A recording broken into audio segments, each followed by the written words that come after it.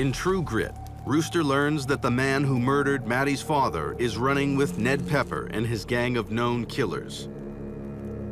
They rob and murder without conscience and shoot anyone who gets in their way.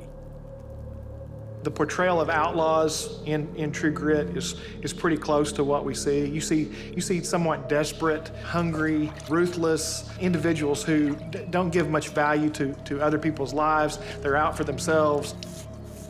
You don't have any trouble deciding that Ned Pepper's gang is not a bunch of guys you would really want to hang out with on a regular basis. There's no shortage of real-life outlaws that could have inspired the Ned Pepper gang. Like the James Youngers, one of the West's most infamous band of outlaws.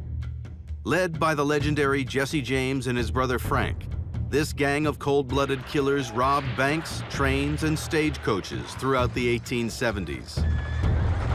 During their unprecedented 10-year crime spree, they made off with tens of thousands of dollars and became household names. There were roving gangs of outlaws, you know, and they could commit larger crimes with more people involved. So that was it was a matter of numbers.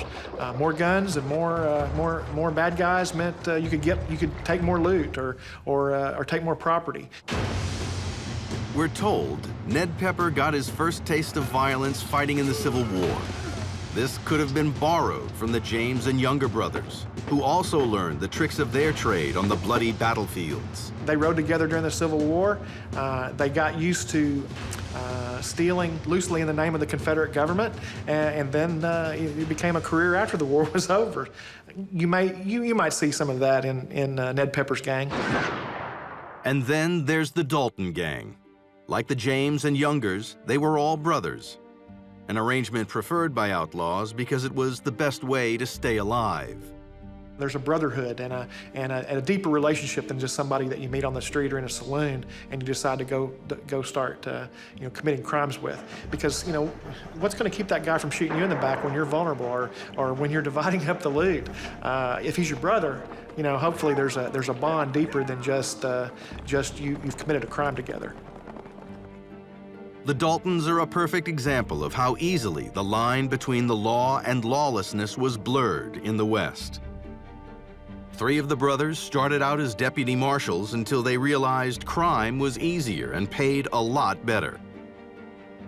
$2 to bring in an outlaw doesn't compare to the 10,000 they once took in a train heist. The Daltons were absolutely ruthless. They were extremely evasive. They knew the tactics of the lawmen that were chasing them. The Daltons are best known for being the first gang to attempt to rob 2 banks at the same time. But that audacious heist in Coffeyville, Kansas on October 5th, 1892 was their downfall. When they tried to flee, the townspeople, fed up with being robbed repeatedly, took up arms and opened fire.